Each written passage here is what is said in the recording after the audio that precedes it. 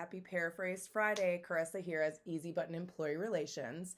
And I wanted to talk to you today about a topic that keeps coming up over and over again. I've actually had quite a few people contact me about this over the last few weeks. This is my employee a 1099 or a W-2? So a contractor or an actual employee of the organization. I'm noticing that business coaches are kind of going into these organizations and they're trying to help them clean some stuff up. And this seems to be a question that keeps coming up over and over again. And so I think it's a topic that is really important to talk about and just kind of dig through and give you some guidance on what questions that you can ask to try to determine if your employees are in fact an employee of the organization or a W-2 employee. This obviously is something that you want to figure out because there are negative implications that can occur if someone was to dispute whether they were a contractor or a W-2 employee. Not only that, but I think the government is really starting to look at this stuff a little bit closer, and it is something that could potentially get you in trouble in the future. You're going to have to do, potential back pay, overtime pay if the employee wouldn't have been an exempt employee, and then also workers' compensation that you would have had to pay for, taxes that you would have had to pay for. And so it's just kind of a mess. And so it's really important that you understand what a contractor is, what a contractor does, and then what an employee does for your organization. I know that that there are definitely benefits to having a contractor versus a W-2 employee, but in the end, it's best to have them categorized appropriately so you don't run into snags along the way or things that you have to kind of dispute or work through and fix.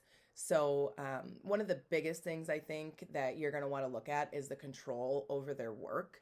So how much control does the business actually have for the worker performing the tasks? Can the worker decide how, when, where to complete these tasks?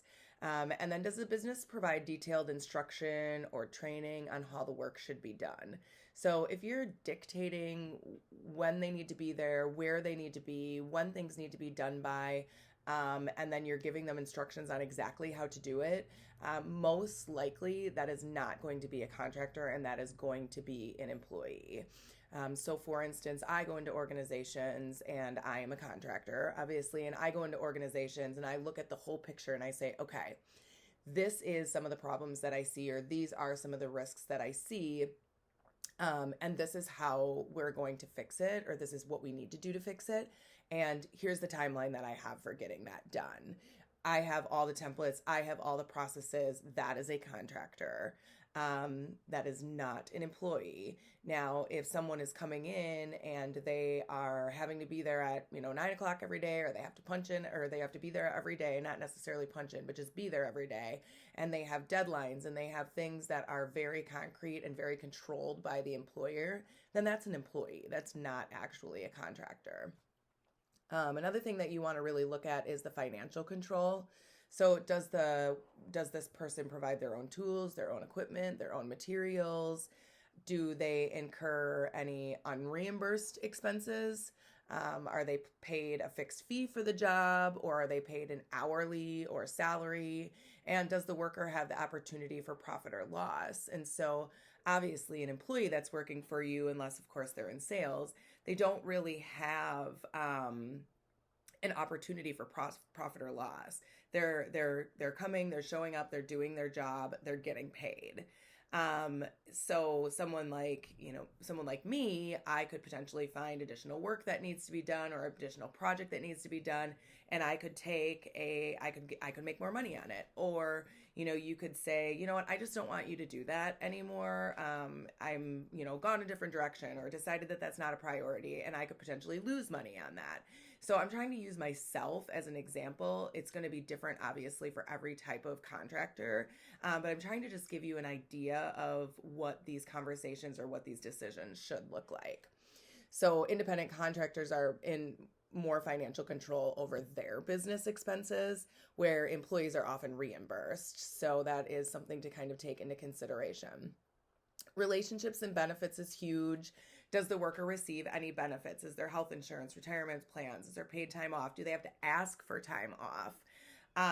Is there a contract that outlines that this is like a temporary or a project-based situation? You know, people who are in temporary or project-based situations that can sometimes be a contractor because it's a short-term situation, where if this is someone that's going to be with you for a really long time and you're also controlling benefits and that they have to show up to mandatory meetings and all of that kind of stuff, that's a relationship as an employee. That's not a relationship as an employer.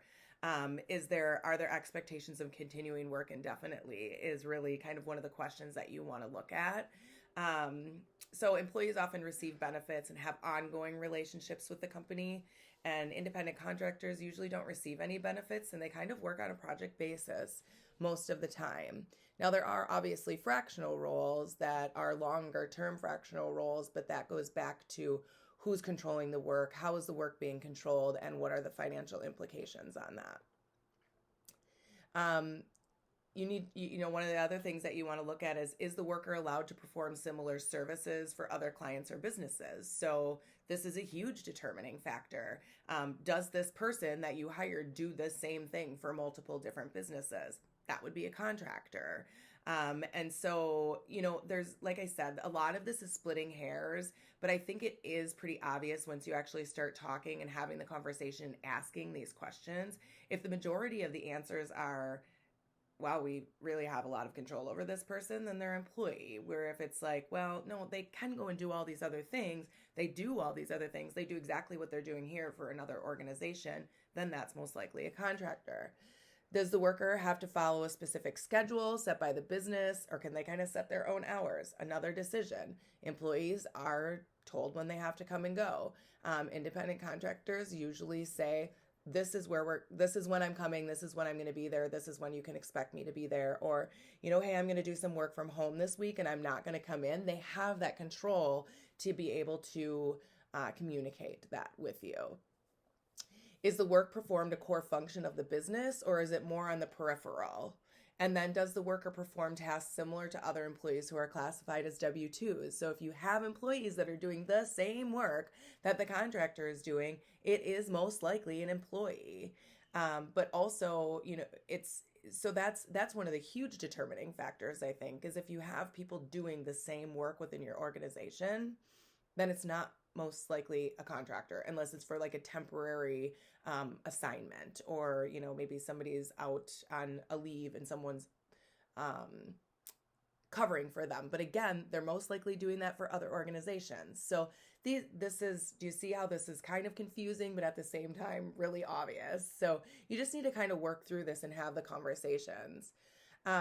So my suggestion to you would be this. Think about this, write this stuff down, listen to this video, and if you still have questions or you're unsure about whether you have people in your organization that are contractors and should be employees, or maybe are employees that could be contractors, I'm more than happy to have a conversation with you to figure that out. I hope that this is helpful.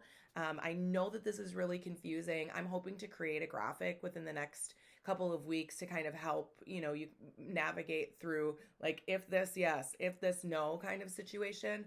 And I will make sure that I share that on my LinkedIn page. So I hope you guys have a great weekend. I am loving this beautiful weather that we're having in Wisconsin in September. It's in the 80s again today, and I'm here for every single day of it. Stay out of trouble out there.